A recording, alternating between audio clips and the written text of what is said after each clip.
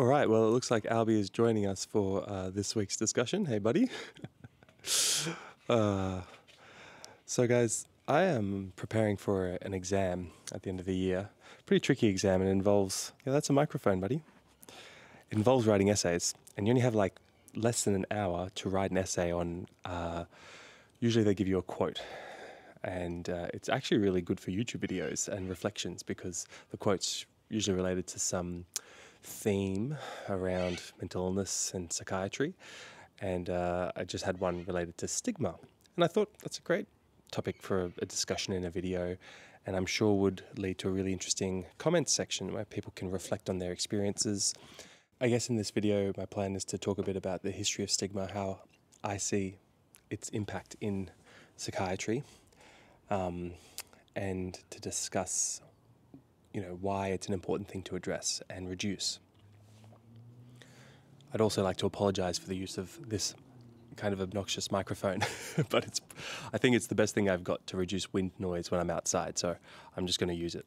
And as always, before we get into the content, just so you guys know, my name's Dr. Sill. I'm a junior doctor from Australia. I work as a psychiatry registrar, but all these videos are made in a personal capacity, and I'm not representing any medical college or workplace.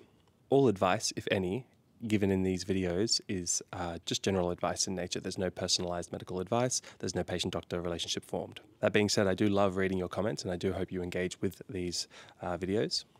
And now on to stigma. So I think before I begin, it'd be interesting for everyone who's watching to kind of comment down below what they define stigma as, how they see it. You pause the video now to do that if you like. The definition that I like of stigma is really when it's seen as a social process, and it's a process of discrimination, and it's usually based on characteristics. Now, the first person to kind of identify the start of stigma as a social process was probably Emile Durkheim, he was a French, sociologist, and he realized that groups of humans will discriminate against those who deviate from the social norms, and he put this kind of thought experiment forward where even in like the most honorable of groups of humans, even in groups of nuns, for example, or saints, that there would still be deviance. Even minor infractions would be considered deviance, and people would still experience what is later known as stigma, even in the best of groups. So his position was really that stigma is a kind of innate reality and it'll always exist, and it's just the goalposts that shift over time that define what stigma is. My take on that is that it is slightly nihilistic, and maybe I'm a bit too much of an optimist. But I do think that stigma can reduce over time. Stigma is something that can be eradicated, but it's really through understanding and education that stigma can be reduced. We can talk a bit more about that later. But it wasn't until the kind of mid-1900s where sociologist or psychologist Goffman talked a bit about how people can feel discrimination based on different kind of defects. That can be like physical defects, like having major burns or scars. That could be character defects, which he would describe as mental illness, and tribal defects, like nationalism. And I think it's helpful to think about these kind of characteristics that cause discrimination. And now we're 60 years later, and stigma is still a massive part of our society and our psychology. When I think about stigma, I think of it as a very understandable process. Like it makes total sense why people would stigmatize based on evolution and biological principles, but that it's ultimately very destructive and can cause immense suffering. It's good to use an extreme to kind of understand why it's worth even thinking about, but when you put stigma, when you look at stigma in extremes, it's really what happens in mass genocides. So there's so many examples, unfortunately, to choose from. But if I was to think of the Khmer Rouge, I don't know how to say it, the Khmer Rouge, the Cambodian genocide in the 1900s by Pol Pot, I think it was in like the late 70s. Millions of people died, intellectuals, doctors, just wearing glasses, were persecuted, and that was the stigma, right? It was, if you were an intellectual, you were an anti-communist, and a capitalist. I forgot the terminology they used, but that you had to be exterminated. And yeah, I think about 2 million people died in that genocide, and that was driven by stigma.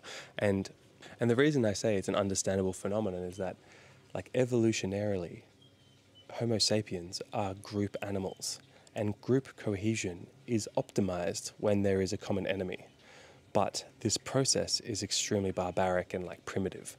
When you compare Homo sapiens versus Neanderthals, we were smaller, had probably similar IQ, but we operated better in larger groups, and that's probably why we were able to outperform the Neanderthals. There's lots of theories, but you can take other examples. In world wars, nothing improves intranational cohesion as having a common enemy. Even recently, like Canada, their kind of intra-Canadian spending, like buying Canadian manufactured goods, is increasing incredibly quickly with the talk of American tariffs on international trade and the commentary around annexing Canada. Now, the goal of this channel is not at all to be political, but political examples are very useful in understanding why stigma exists. And when one thinks about humans and our fear of abandonment from the group and our fear of exclusion, it just makes sense that you want to be on the in-group. It looks like Albie wants to be on the in-group. You want to be on the in-group. You don't want to be the one that's excluded.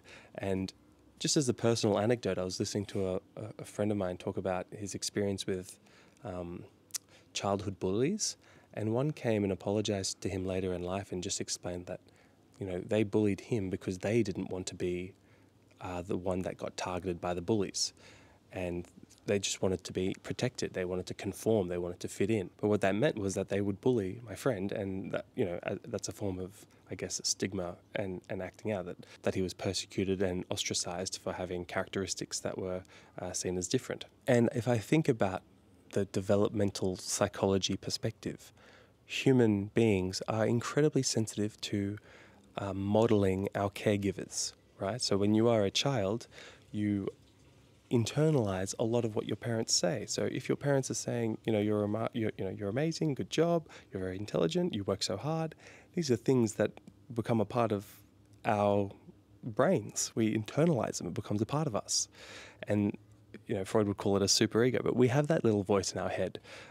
If your caregivers neglect or abuse you and have negative content, that becomes a part of your experience. You hear that when you talk to yourself, or when you fail, or that kind of thing. So that's the modeling of a caregiver in the developmental kind of psychology. But extend that to how society models us, right? If you're in a minority and you are seeing society, which in a sense is your largest scale caregiver, saying negative content about your characteristics, whether you're an asylum seeker or an Indigenous person or whatever it is, you internalize that. That becomes a part of your modeling. That becomes a part of your self-talk. And that is extremely destructive. And it can create these positive feedback loops. And there is evidence to show that people with mental illness who internalize stigma around how helpless treatment is, or how biased doctors are against them, will resist going to get care, and kind of expectedly, in this self-fulfilling prophecy, then have worsened mental health outcomes, needing higher levels of care. And I think it's important to remember that stigma can be conscious and unconscious. It's probably mostly unconscious. I've definitely displayed bias and stigma in how I've approached patients unconsciously, and being kind of bring that to my consciousness and awareness has been what's been most helpful to acknowledging that was an unconscious belief, and that it's shifted. I often think about when I worked in a role where I provided a consultation advice to other medical teams, how a lot of doctors could become frustrated with patients with mental illness for not improving at the same rates as other patients. So I remember one patient who had a severe suicide attempt and a polytrauma from a jump, and they had multiple fractures, and they're under the trauma and orthopedic combined treatment team, but there was a frustration in the fact that 6 weeks later they hadn't improved at the expected rates, and anyone else would have. The language was around KPIs and expected improvement rates, and other people would have improved by that rate. But having a severe mental illness affecting your ability to engage in rehab and physio and all sorts of things needs to be taken into account, and not precipitate early termination of treatment. You done, Albie? You're bored? I hope you guys aren't as bored as Albie. Let me drop him off. Good boy. So I guess stigma is just everywhere, and it's an understandable, probably fair to call it a natural process that happens, but it's something that needs to be reduced because it has catastrophic consequences. So how do we reduce it? I don't really know. I have found that what's helped most with me is understanding the group I was consciously or unconsciously stigmatizing against, and I think it's the fear of the unknown and the fear of the fear of the unknown that really drives a lot of these behaviors. And so probably some form of cultural integration, exposure, interconnectedness is a great way to reduce it. And staying in silos with, just your own and just watching, engaging in media that ostracizes and fear mongers is probably going to be extremely destructive. I like considering Carl Rogers' unconditional positive regard in these things, where just taking like a very strength-based approach.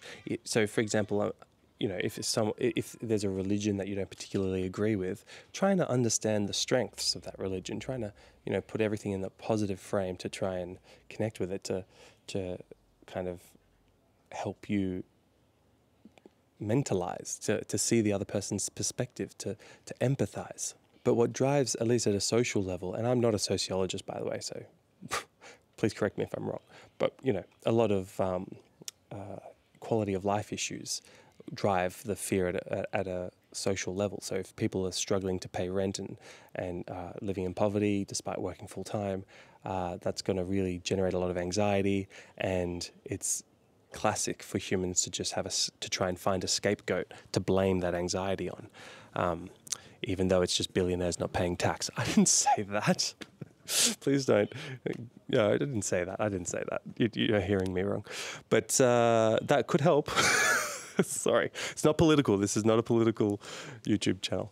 Anywho, an interesting final point around stigma is that it can generate paradoxical reactions where actually it results in high levels of empowerment against the experienced stigma. So you might have a person in a minority experiencing a stigma in some sense, and that experience generates a strong advocacy, righteous energy, movement, power in that person who, whereas someone else in that position might have become smaller and more withdrawn, this person has become more outgoing. You know what I mean? Like it can generate agents of change, which is a positive thing. I guess one thing I want to note is that fighting stigma with stigma is, I don't know how to make social change. I'm no pro in that, but fighting stigma with stigma doesn't feel right to me. And there are people who become such strong advocates who need to have very clear messaging, but then end up kind of including stigma in their anti-stigma positions. I'm not going to go into examples or anything like that, but it's something to think about, how to generate change in an adaptive way. All right, let's leave it there before I get too political. But thank you very much for listening. If you have made it till now, much appreciated. Keen to see your comments with your reflections and your definitions and your experiences. It would be good to read your comments because it will also help me with my exam. In case the question is about stigma, then I can use examples from this video. So please help me. Share your stories. If you enjoyed this comment, please consider liking the video and subscribing to the channel. That's the best way to support my channel. But other than that, I wish you all a beautiful day. All right, see you in the next one.